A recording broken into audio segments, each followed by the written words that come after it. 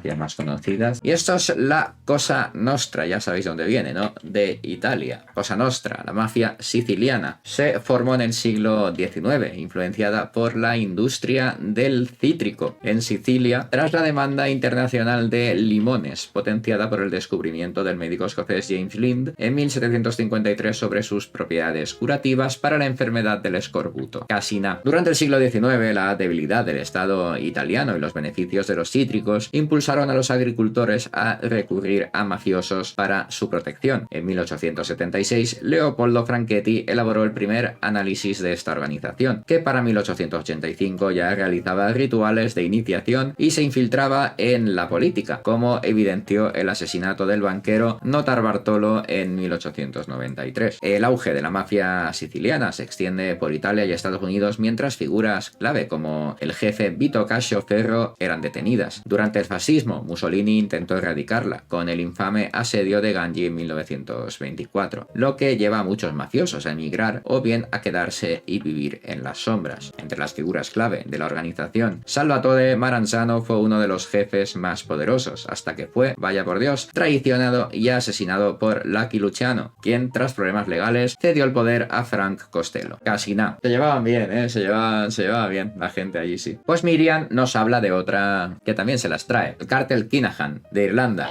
Christy Kinahan, conocido como el padrino irlandés, nació en 1957 en Londres y se crió en Dublín. Estuvo trabajando como taxista y luego se adentró en el tráfico de drogas, siendo arrestado varias veces e incluso actuó como soplón de la policía. En el 97, mientras cumplía una condena ya en la cárcel de Portlaoise, estudió humanidades y varios idiomas, entre ellos español, y desarrolló su plan para convertirse en el mayor traficante de Irlanda y de todo el mundo. Tras salir de prisión, este hombre se muda a Inglaterra y en 2006 a la Costa del Sol. Vaya, todo acaba recalando aquí. Donde la organización de este hombre traficaba con drogas de cárteles colombianos. Traía las drogas a Europa. En 2010 lo arrestan, pero lo extraditan a Bélgica. Y en 2013 regresa a España, todavía con más poder que antes. La familia se traslada entonces a Dubái, donde Christie se reinventa, se recicla como consultor. Usa sus conexiones con Irán y con Hezbollah y mueve dinero a través de la red Hawala. El clan se ve envuelto entonces en luchas internas, pero con la administración de Biden poniendo precio a sus cabezas, la familia abandona a Dubái temporalmente, continúan operando desde algún lugar, siendo intocables para las autoridades. El 24 de septiembre de 2015, Gary Hatch, un mafioso irlandés de 33 años, fue asesinado en Mijas, en Málaga, por una especie de disputa con los Kinahan, algo que desata una guerra entre los Hatch y los Kinahan. La venganza entonces de los Hatch, que intentaron matar a un hijo del capo rival en Marbella, fracasó, y esto provoca más de 20 muertes entre Dublín y la Costa del Sol. ¿Y qué os parecen estos señores? Estos son la mafia rusa o la Bratva. El crimen organizado ruso tiene sus raíces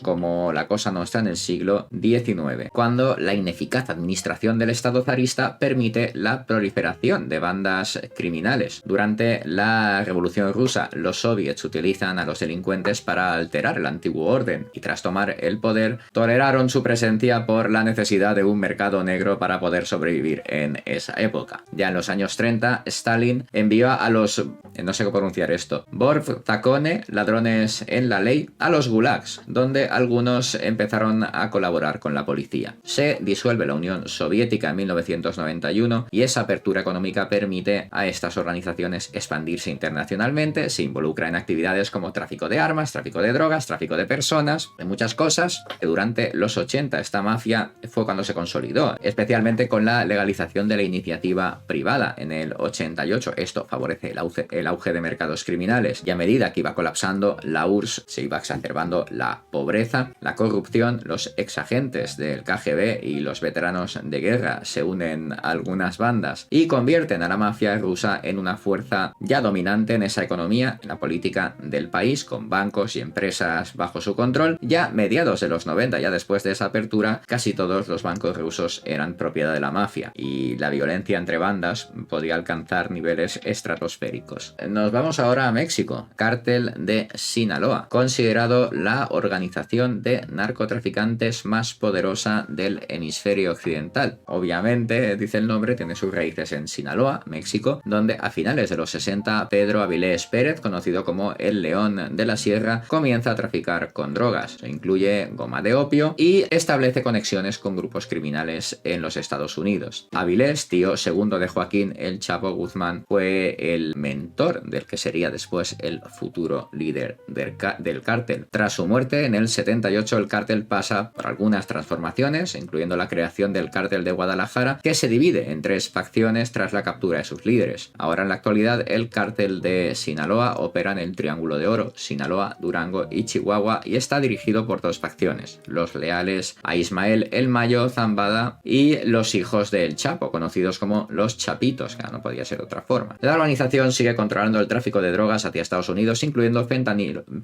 metanfetamina, cocaína y marihuana. No podríamos hablar de mafias chungas sin terminar con las tríadas o la tríada. Un poquito de variedad, claro que sí. Miriam ha estado muy bien hoy metiendo variedad. Y bueno, pues las tríadas chinas, ¿no? Las tríadas, organizaciones criminales con bases en Hong Kong, Taiwán y la China continental, que operan de hecho en todo el mundo. Su origen se remonta a una escisión de la sociedad Hung Mun, que luchó por derrocar a la dinastía Qing en el siglo XIX y principios del XX. Bueno, inicialmente su enfoque, su propósito era revolucionario, una sociedad secreta que dio paso a las tríadas, que se dedicaron al final a actividades delictivas como pues lo que hemos dicho, ¿no? Tráfico de personas, prostitución, blanqueo de capital, distribución de drogas y demás. Se caracterizan por una estructura muy jerárquica y además muy secreta, donde los grupos se componen de 3 miembros, cada uno desconocido para el resto de la organización. Y esta estructura se lo pone más difícil todavía a las autoridades para identificar a los miembros y a los culpables de los delitos. Uno de los métodos más comunes de las tríadas es captar ciudadanos de China y trasladarlos a otros países con la promesa de una vida mejor, pero al llegar son obligados a trabajar en actividades ilegales y a mantener una especie de pacto de sangre con la tríada, con la mafia, algo que implica, pues obviamente, protección, no esa extorsión, ese control permanente. Y bueno, Miriam, te felicito por el top.